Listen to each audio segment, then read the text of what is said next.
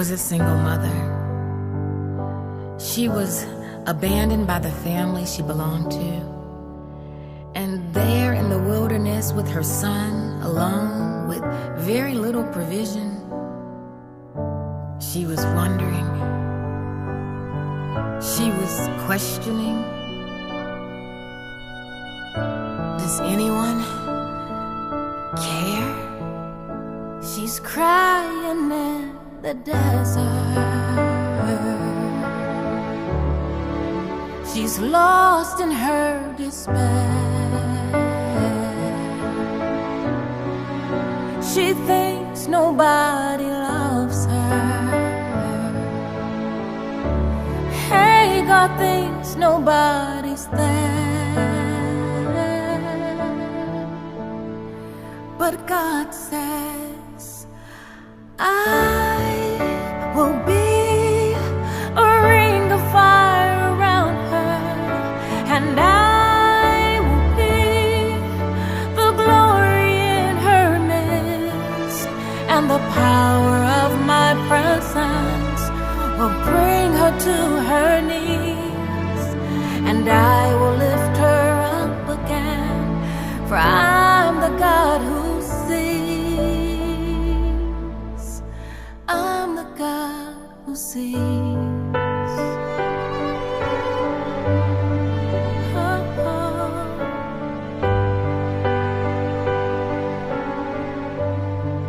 Then he speaks in gentle whispers,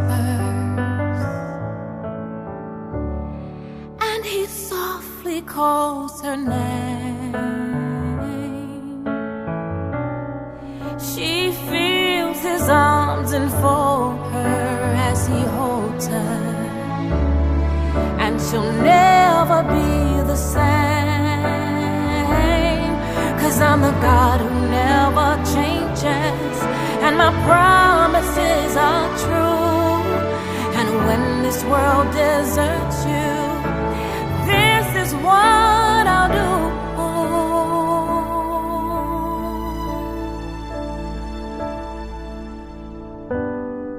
And then there is another woman named Ruth. She was from the land of Moab, and she was met with grief and heartache. She was a widow, and she lived with her mother-in-law, who was also a widow. And now it was time to move on. But Ruth had never been to Bethlehem. She had never tasted of the house of bread. But now she had heard an inner invitation to come and taste and see. And so she vowed herself to her mother-in-law and said, where you go, I will go. Where you lie, I will lie. Where you die, I will die. And she begins a journey to the promised land. She's traveling through the desert, and she's leaving her despair. She's hoping for a future, praying God will lead her there. And he says, I will put a ring around your finger, and I will bless a child within your womb, and the Savior will be born for you to free the world from sin.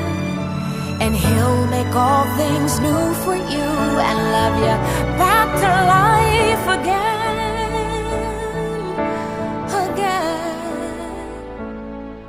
And then from Ruth, who gave birth to a son, Obed, who gave birth to a son, Jesse, who gave birth to a son named David.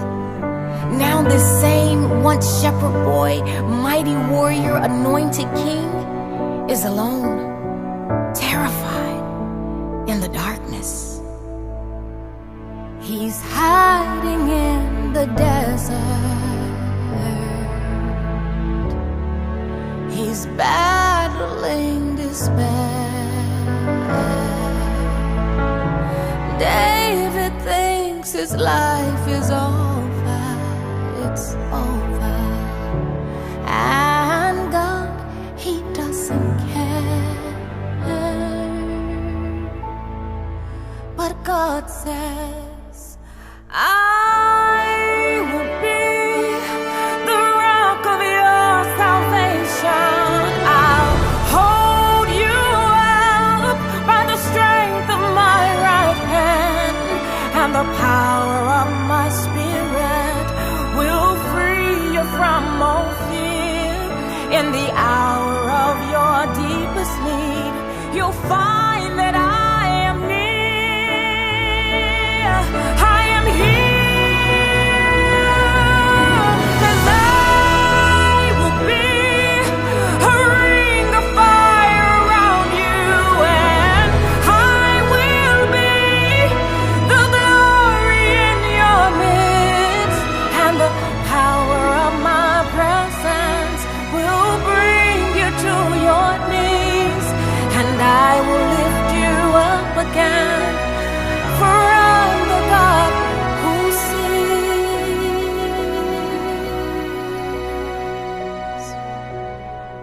And then from the line of David, finally, Jesus, the Messiah, the Anointed One, Yeshua, the Christ, born in the same house of bread to be the bread of life in the town of Bethlehem.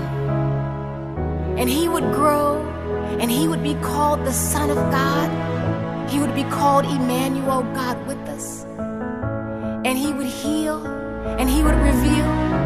And then he had an encounter with a woman named Mary of Magdala, who was plagued by demons, tormented by evil spirits. And Jesus set her free. And Mary followed him. She listened at his feet. She served him, and she loved him. Oh, how she loved him. But then she watched as they nailed him to the cross, and as they placed his body in the tomb. In that moment, her hope died. It died. She's crying in the garden. She's broken in despair. She's searching for her Savior, but his body isn't there.